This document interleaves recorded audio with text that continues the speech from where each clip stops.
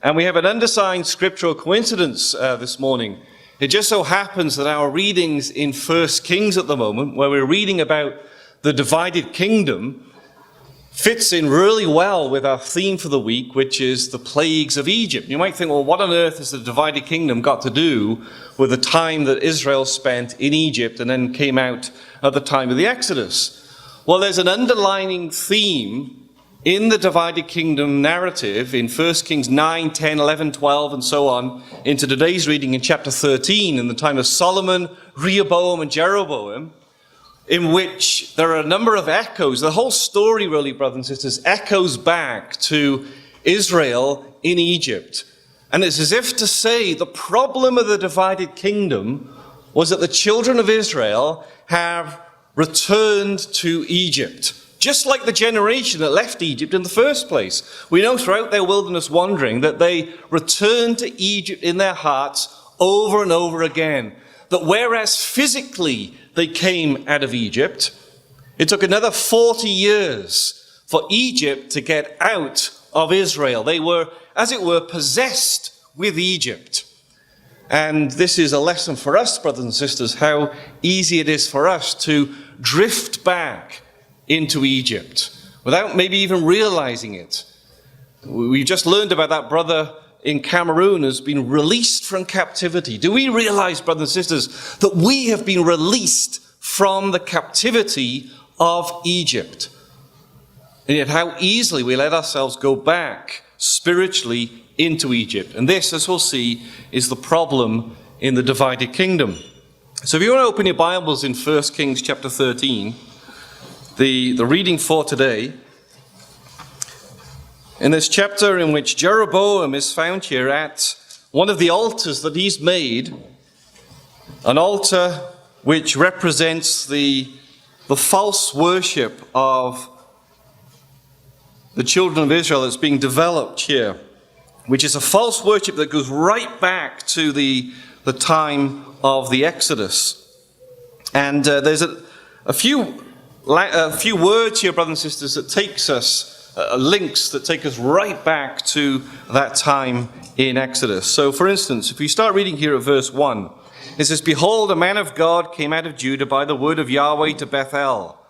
Jeroboam was standing by the altar to make offerings, and the man cried against the altar by the word of Yahweh, and said, O altar, altar, thus says Yahweh, behold, a son shall be born to the house of David, Josiah by name, and he shall sacrifice on you the priests of the high places, who make offerings on you with human bones, and with human bones shall be burned on you. And he gave a sign the same day. This is the sign that Yahweh has spoken. The altar shall be torn down, the ashes on it shall be poured out."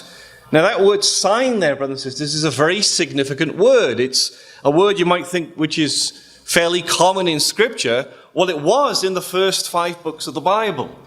It was a word used consistently in the time of the Exodus. It's the Hebrew word mopet, and it was used first when Moses and Aaron came to Pharaoh and gave the initial signs before the plagues. It's a word used in reference to the plagues being a sign, and it's a word that is very much associated with all the signs and the wonders that Yahweh performed in bringing his people out of Egypt. And yet, when we leave that context, that it's a word that's not used again in Joshua, Judges, Ruth, 1 Samuel, 2 Samuel, all the way until now, it reappears again in the story of Jeroboam and the divided kingdom. Once again, now we have a sign being given to the children of Israel, as if to say, you have returned to that period of time and you've gone back to Egypt, and I need to show my signs again to bring you spiritually again out of the captivity of Egypt. There's another example in verse 4. So it says in verse 4 that when the king heard the saying of the man of God, which he cried against the altar at Bethel, Jeroboam stretched out his hand from the altar, saying, Seize him. And his hand which he stretched out against him dried up, so that he could not draw it back to himself. And the Hebrew, therefore, drying up, is another significant word to do with the the time of the Exodus, and, brothers and sisters, a fundamental theological point that comes out from the period of the plagues concerning the sovereignty of the one true God whose name is Yahweh. When God dries something up, it's an expression that he has power over all creation. The hand, brothers and sisters, is a symbol in Scripture of power, isn't it? And as if God is saying to Jeroboam, as he stretches out his hand and seize him, that Yahweh says, no, I am going to have the supremacy here. I am sovereign over you, Jeroboam. And he dries up his hand to show who has the power. And God does that consistently. He did it at the drying up of the earth after the flood. He did it in the drying up of the Red Sea to allow the children of Israel to go through on dry ground. The drying up of the River Jordan. It's a word that's always used, or most often used, brothers and sisters, in the context of God's sovereignty and omnipotence and power over all creation. That he can dry up the water. He can dry up vegetation.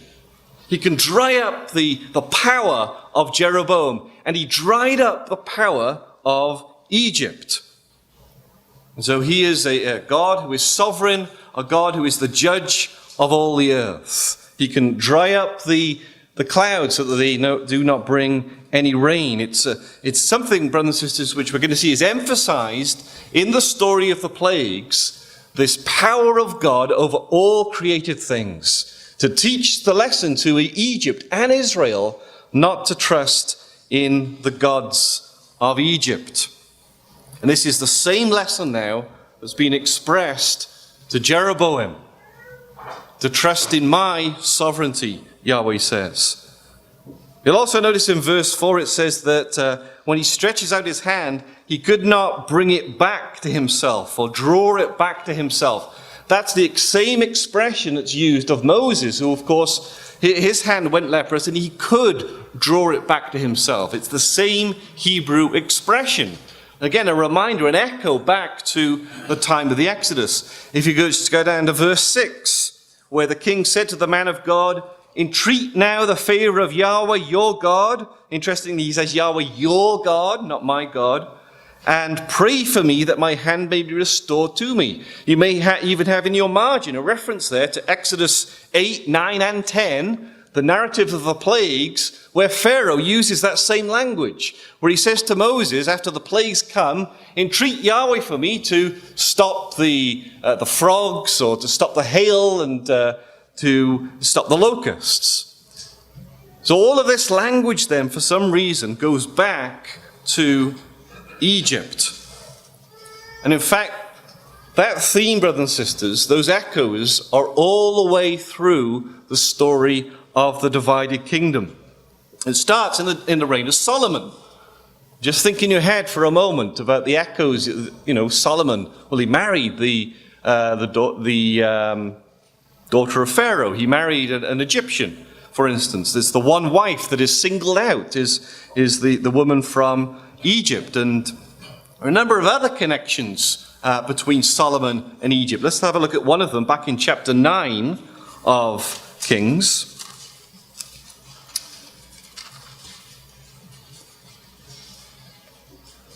And Solomon, in his heart, went back to Egypt.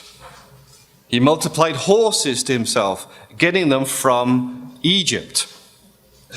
And we read in verse 19, you'll see the echo here with the building exploits of Pharaoh in the story of the Exodus. In verse 19 of 1 Kings 9, all the store cities that Solomon had, and the cities for his chariots, and the cities for his horsemen, whatever Solomon desired to build in Jerusalem. So this is about him building many building exploits, including store cities, which is, of course, what Pharaoh did in the time of the Exodus. So Solomon then stands in the place, as it were, of Pharaoh.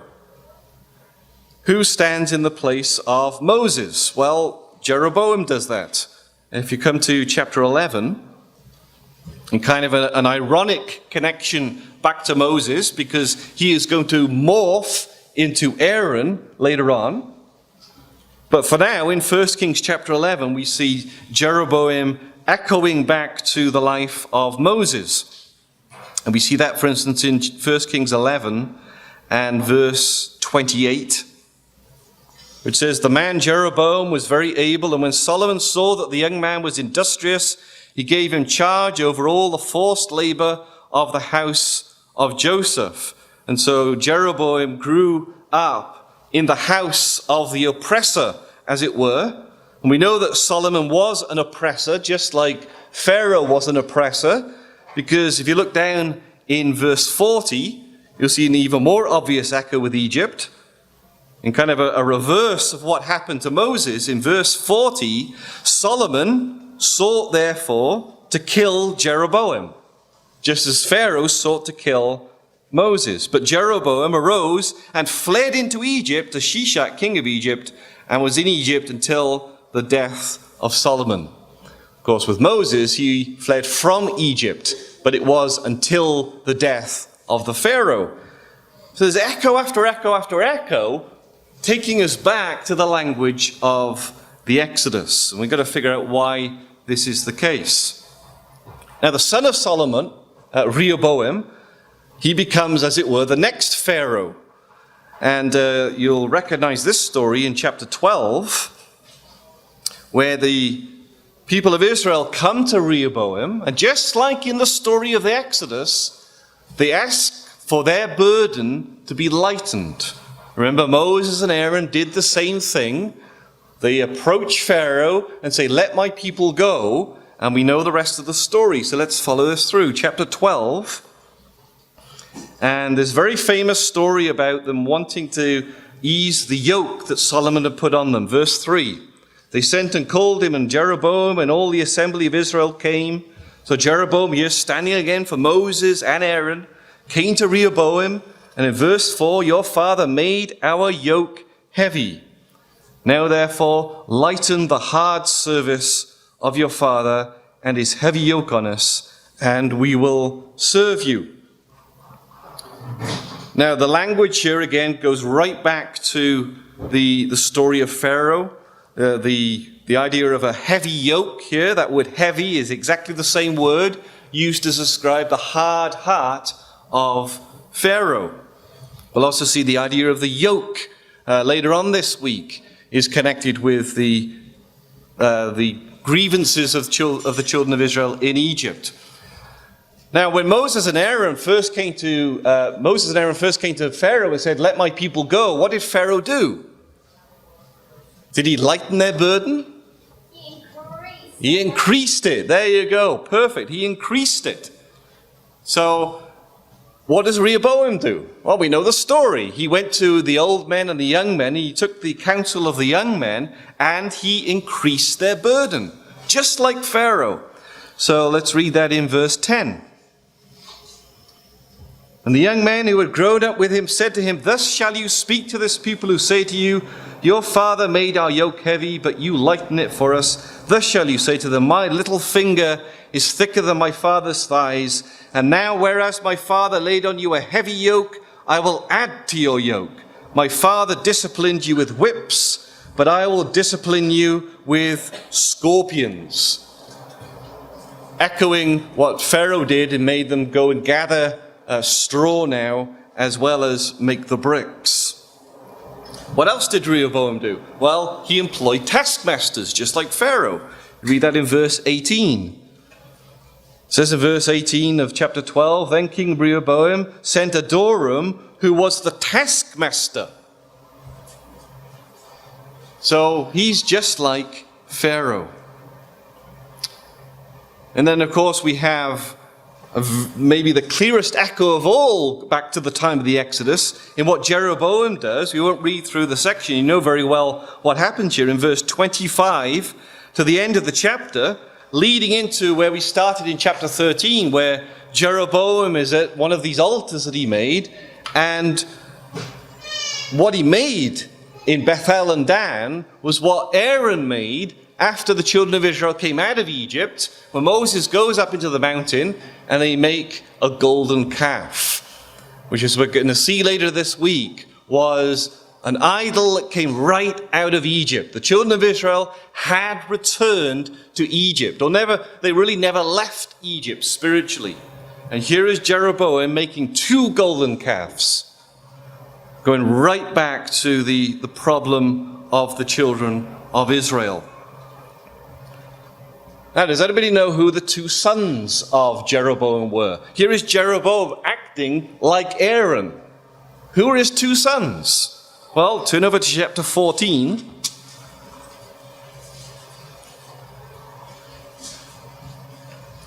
It says in verse 1, he had one son here who falls sick. In verse 1 it says, at that time, Abijah, the son of Jeroboam, fell sick. And then his other son is mentioned in verse 20.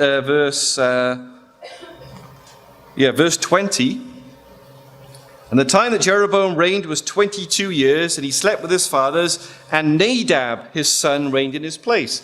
So Jeroboam had 2 sons, Nadab and Abijah. And there's another echo. Aaron's first 2 sons were Nadab and Abihu. And the text here, brothers and sisters, is at pains to tell us that everything here is going back to Egypt. Another connection in chapter 14 here, and the interaction between Israel and Egypt.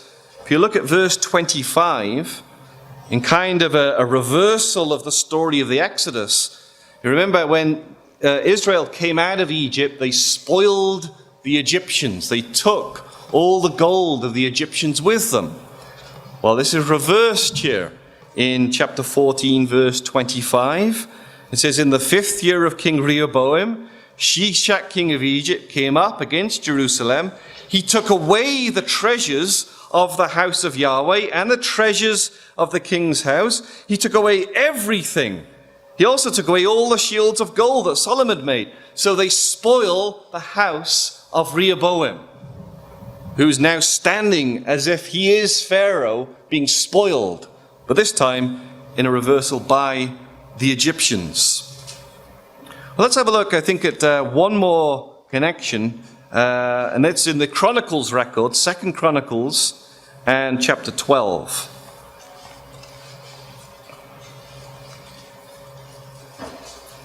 Now, this is the parallel. The title at the top of the chapter in my Bible says, Egypt plunders Jerusalem, exactly what we just read in Kings. Now look at Rehoboam's reaction to what went on here in 2 Chronicles 12 and verse 5. It says, then Shemaiah the prophet came to Rehoboam and to the princes of Judah who had gathered at Jerusalem because of Shishak, and said to them, thus says Yahweh, you abandoned me, so I have abandoned you to the hand of Shishak. Then the princes of Israel and the king humbled themselves and said, and notice the language that Rehoboam uses here, Yahweh is righteous. Now you might think that phrase, Yahweh is righteous, is quite common, but it's actually very, very rare, that exact phraseology, Yahweh is righteous. It's only used once before in the entire Bible. It's as if Rehoboam here, maybe subconsciously or unconsciously, is quoting Pharaoh himself. Let's have a look at it. It's keep a marker in Chronicles and turn to Exodus and chapter 9. Exodus chapter 9. Again, this is the only time before Rehoboam utters that phrase, Yahweh is righteous, that this appears elsewhere. And it's in the time of plague number 7, which, as you all know, is the plague of... You're going to learn the order of the plagues by the time the week is out. Plague number 7 is the plague of hail. This is Pharaoh's plague. This is the particular plague which impacts Pharaoh more than any of the others. And we'll look at that later on this week. So during that plague, look what Pharaoh says. It's in Exodus chapter 9. This plague gets to Pharaoh. And for a time at least, brothers and sisters, just like Rehoboam, he is humbled. So it says there in chapter 9 and verse 27 that Pharaoh sent and called Moses and Aaron and said to them, "This time I have sinned." And using the exact same phrase as Rehoboam, Yahweh is righteous. So significant, I think, that Rehoboam unconsciously quotes from Pharaoh. Now, just before we return to Chronicles, if you go over to the next plague in chapter 10, just before plague number 8, which is the plague of locusts, it says in verse 7, chapter 10, verse 7, "Then Pharaoh's servant said to him, 'How long shall this man be a snare to us? Let the men go that they may serve Yahweh their God. Do you not yet understand that Egypt is ruined or destroyed?'" Egypt is destroyed. Now, come back with me to 2 Chronicles, and we'll see that that same word to destroy is used here, but there's kind of a reversal of the story of the plagues here in Rehoboam's experience, where Rehoboam, unlike Pharaoh, who initially humbled himself but then hardened his heart, Rehoboam didn't go down that same route. He humbled himself and remained humble in this context. And so what did God do in chapter 12? We read in verse 7 or verse 5 that he humbled himself. And then in verse 7, after he says Yahweh is righteous, it says, "When Yahweh saw that they humbled themselves, the word of Yahweh came to Shemaiah, 'They have humbled themselves. I will not destroy them, but I will grant them some deliverance, and my wrath shall not be poured out on Jerusalem.'" So as if to say, I'm going to stop the plagues at this point. And there was an opportunity for that to happen in Exodus. After plague number 7, if Pharaoh had remained humble, I think the plagues would have stopped. But Pharaoh hardened his heart. And there's a lesson that's applied here in chapter 12 and verse 8. It says, "Nevertheless, they shall be servants to him." So they're going to be given a lesson here to live out. They're going to be servants to Pharaoh, "that they may know my service and the service of the kingdoms of the countries." So because of what they had done, because they had returned to Egypt in their hearts, they were going to become servants to the Egyptians to learn a lesson, to learn about service, which is the precise lesson that comes out of the Exodus for Israel. You can look at the law of Moses, which of course was born out of their experience in Egypt. And one of the overriding lessons that comes out of the Exodus is that Israel might learn how to treat other people, that they were sojourners in a strange land, that they were servants in a strange land. And so it should have taught them how to treat other people. You can read about that, for instance, in Exodus 23 and verse 9, one of the laws of Moses. So the same lesson of the Exodus is reiterated now in the story of Rehoboam. So again, brothers and sisters, over and over again, we get echoes back to Egypt in the story of the divided kingdom. Let's figure out what the lesson is then for us. And we're going to do that by using the New Testament and see some more echoes here. If you want to turn to Matthew chapter 12, first of all.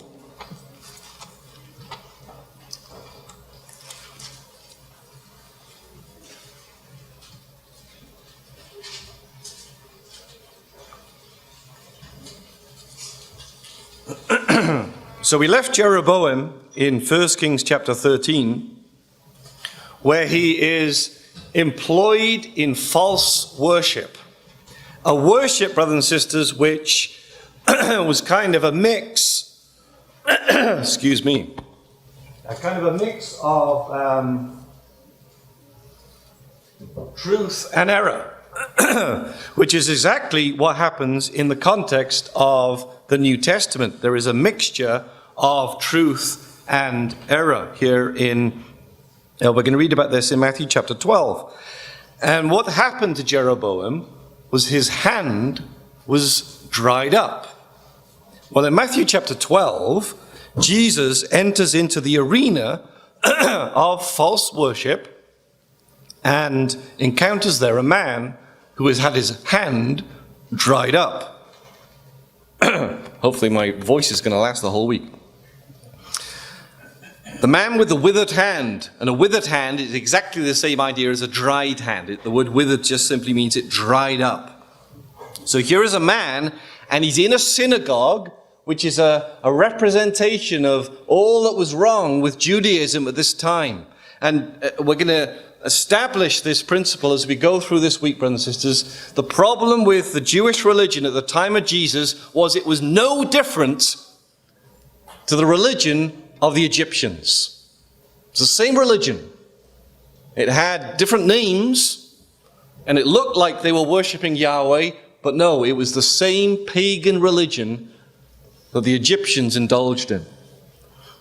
Same principles applied to their religion. So here is Jesus then in the parallel with the golden calves that were made by Aaron and then later by Jeroboam. In chapter 12 here in verse 9, he went on there and entered their synagogue.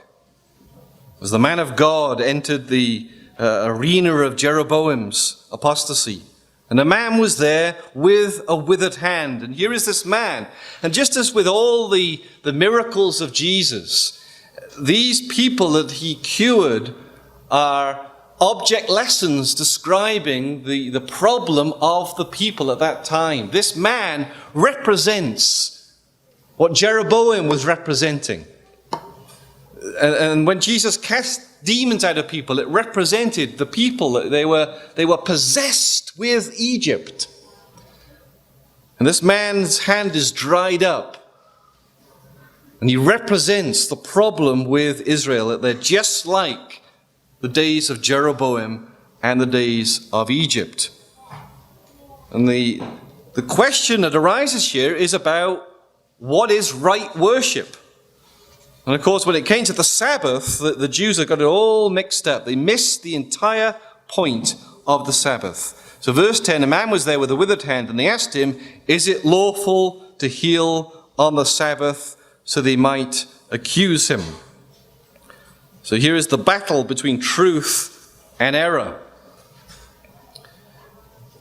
Now, in the context of that, we won't look at the healing of the man itself. You know the story very well. Jesus did heal this man. But let's look at what it goes on to say in the context. Here is Jesus then in this spiritual battle with the Jews. And a little later on in verse 22, there's a man possessed with a demon. And those who are possessed with demons represent those who are possessed with pagan thinking, possessed with worship of false gods, even if the false gods of Judaism had a more subtle ring to them and had the appearance of true worship, but really were just like the gods of Egypt. So in verse 22, a demon-oppressed man who was blind and mute was brought to him, and he healed him so that the man spoke and saw. And all the people were amazed and said, can this be the son of David? And when the Pharisees heard it, they said, it is only by Beelzebub, the prince of demons, that this man can cast out demons. So we know this story again very well. Jesus is accused here of casting out demons by Beelzebub. We know from 2 Kings chapter 1 was a false god. So they've got everything obviously all completely mixed up here of who Jesus was. Now, who were the ones here who spoke about Beelzebub? These were the scribes and the Pharisees. And another principle we're going to establish during this week, brothers and sisters, is that they are the exact parallel equivalent of the magicians of Egypt. This is one of the fascinating things I found out in my study of the plagues is who were these magicians? Well, these magicians, brothers and sisters, who stand there with Pharaoh before the plagues and in the first half of the plagues, They were highly learned priests. They were masters of their literary traditions and rituals. Just think of the parallels with the scribes and Pharisees. They were Egypt's elite religious professionals. And one of the things they really emphasized was cleanliness and purity. They had many purification and protection rites, washings, just like the scribes and the Pharisees. They are the equivalent. They worship the same false gods. So again, our minds are brought back in the context here to Egypt. So what follows on then is very significant. Let's carry on reading here. We read up to verse 24. Look at what Jesus says then in verse 25.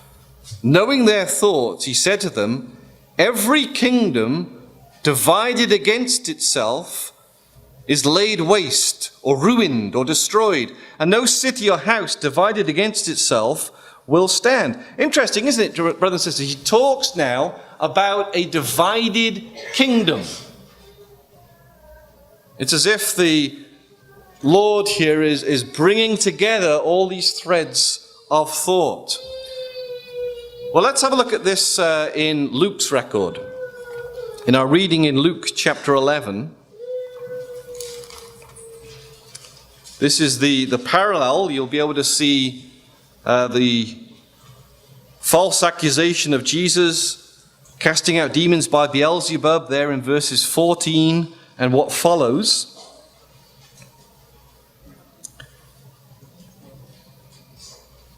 But Luke here adds a little detail which takes us right back again to the story of the plagues. So Luke 11 here and verse 19. Jesus, in responding to this false accusation, says, if I cast out demons by Beelzebub, by whom do your sons cast them out? Therefore they will be your judges. But if it is by the finger of God that I cast out demons, then the kingdom of God has come to you. That's the detail that Luke adds. If it is by the finger of God. Now that's a very significant phrase because it only occurs in the context of the Exodus. Jesus here is, as it were, ironically quoting from the magicians of Egypt. Let's just remind ourselves of this. You probably know the section well, but keep a finger in Luke, where we're going to finish our exhort in a minute. But turn to Exodus chapter 8.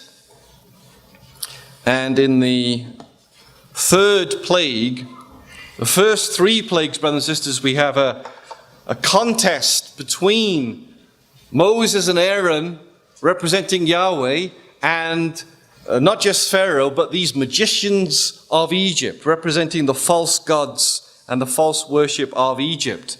So it's the same contest that Jesus has with the scribes and Pharisees. Now, they meet their match in plague number 3. They can copy plagues number 1 and 2, the water turning to blood and the appearance of frogs. They managed to do the same with their magic arts, it says. However, they managed to do that. But when it came to plague number 3, the gnats or the lice, look at what they said. Exodus chapter 8 and verse 16. Then Yahweh said to Moses, say to Aaron, stretch out your staff and strike the dust of the earth so it became gnats in all the land of Egypt. They did so. Aaron stretched out his hand with his staff and struck the dust of the earth. And there were gnats on man and beast. All the dust of the earth became gnats in all the land of Egypt.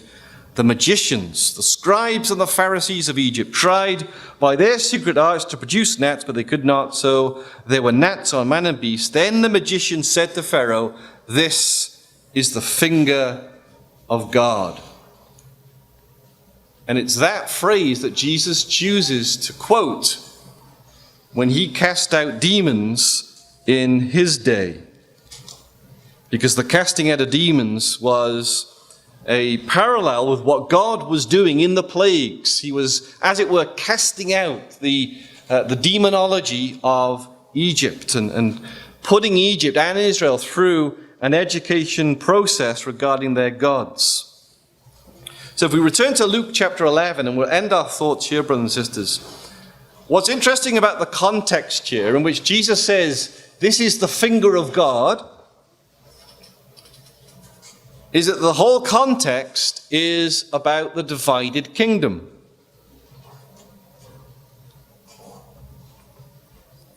Just to have a look, for instance, in chapter 11 here, and verse 11, just before the episode regarding Beelzebub, it says in verse 11, "What father among you, if his son asks for a fish, will instead of a fish give him a serpent? Or if he asks for an egg, will give him a scorpion?" What father is going to do that? Which of you fathers amongst us, if your kid asks and they have an egg, say, "No, have a scorpion"? Well, that's what Rehoboam did. His children, as it were, came to him and said, "Lighten our burden." He says, "My father chastised you with whips, I'll chastise you with scorpions." They asked for an egg, and he gave them a scorpion. Having said that, when it came to his own children, his own physical, biological children, it's emphasized in Chronicles that he was actually a really good father. It says in, we won't turn to it, but 2 Chronicles 11 says, of his physical children, he gave them abundant provisions and procured wives for them. And so it's interesting then that Jesus goes on to say in verse 13, "If you then who are evil like Rehoboam know how to give good gifts to your children." Well, as far as his physical children were concerned, he did know. And then we get in verse 17, as we saw in Matthew, Jesus talking about every kingdom divided against itself is laid waste. A divided household falls, reminding us of the division of the kingdom in the days of Rehoboam and Jeroboam, because, brothers and sisters, they have gone back to Egypt. And when that happens, there is ruin and there is destruction. And then one final connection in verse 21. You remember when Shishak, king of Egypt, came and spoiled the house of Rehoboam. Well, it's as if Jesus is thinking about that here in verse 21, where it says, "When a strong man, fully armed, guards his own palace, his goods are safe. But when one stronger than he attacks him and overcomes him, he takes away his armor in which he trusted and divides his spoil," which is exactly what Shishak, king of Egypt, did to Rehoboam. So, brothers and sisters, as we come now to our Passover meal, this, of course, is a reminder of our Exodus. It's a reminder, brothers and sisters, that we have been redeemed from Egypt. How easy it is, though, brothers and sisters, to drift back into Egypt in our hearts. Do we realize the extreme privilege we have, brothers and sisters, to have left Egypt? And it's not a physical thing. It has to be done, of course, spiritually. And so, as we partake now, brothers and sisters, of the bread and the cup, in memory of what our Lord went through to convince us to leave Egypt, to actually leave the land of sin and death, to let Egypt be destroyed in the Red Sea, and then come out of the Red Sea as a new person, adopted as God's son or daughter. And now here we are, brothers and sisters, in the wilderness of life. Let this meal be a reminder. Never, ever return to Egypt.